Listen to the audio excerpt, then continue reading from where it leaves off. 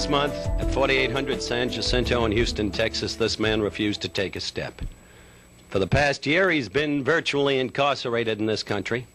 He's undergone all of this for the obvious reason that he didn't have the courage to fight such as Joe Frazier, Jerry Quarry, and Jimmy Ellis. Why would you say that? I didn't have the courage to fight Joe Frazier and Jimmy Ellis and Jerry Quarry. I mean, why would you say that? I mean, you know, I've never showed no fear of nobody.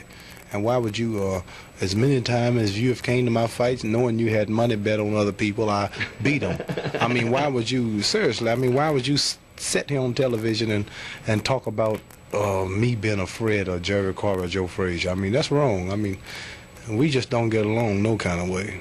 And you've been spreading that kind of gospel at every college campus in this country. Every college that I go to, everybody asks me about Howard Cosell. Why is it that you and Howard Cosell can't get along? And my answer is, we just don't get along. I mean, you just talk a lot of stuff that don't make sense. I mean, why would you open up the show and you told me you would ask me a few nice questions. Why would you open up the show talking about I'm afraid of Joe Frazier and Jerry Quarry? You really believe that they have a chance against me? Well, I think you come to all of my fights. You follow me all over the world, Germany, London, Canada, and why? And you, I see you at ringside talking about these homemade champions. Now, do you really believe they could beat me? I'll answer that question in a moment. I first want to document your record. You were troubled by a less than mediocre southpaw named Mildenberger in Germany.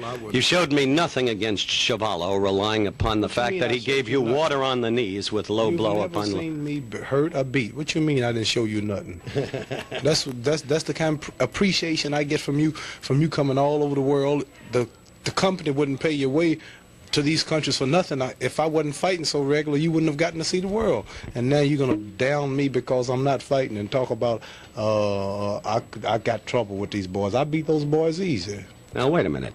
This marvelous wristwatch, what were you frightened of? I wasn't going to hit you. Why did you move? I mean, why would you jump over here? Because I want the people to see the wristwatch that you bought in Frankfurt, West Germany. Yeah. Only because I found the person who'd sell it to you more cheaply than anybody else in the whole country. Well, for once well, after all, I mean, what's you getting me a deal on a watch? If it wasn't for me, you wouldn't have got to see Germany. All right, my record is clear. And I will shuffle again. Don't you worry. You get your homemade champions ready and line them all up. I'll be watching the television with you at ringside, popping off about how hard he hits and this and that. You let Ellis and Quarry fight it out, and then let Joe Frazier meet the winner, or whoever the homemade champion is, may say the Mickey Mouse title. I have a belt at home. Says world heavyweight champion. And for a man to be the champion, he's going to have to take my belt. And the day that he meet me, and if he beat me, I'm going to hand him my belt. And I want you to be the announcer that night, because I want to see you quiet. I want to quieten you at once and for all. Ah, you son of a gun, you've had enough fun with me. You know that the one guy who has persistently maintained that there is one heavyweight champion in this world is Howard Cosell.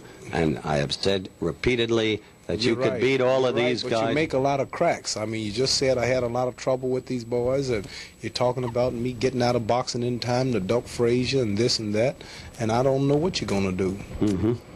You don't look as broke as you're supposed to be.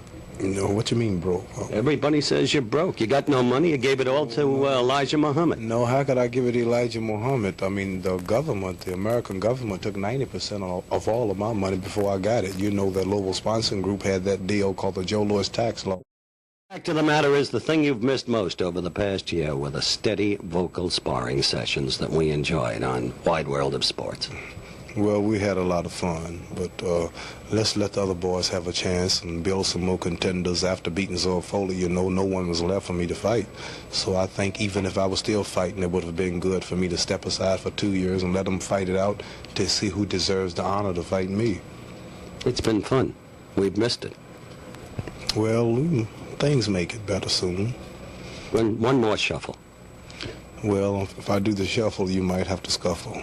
We've done that, too. Good luck to you. Thank you.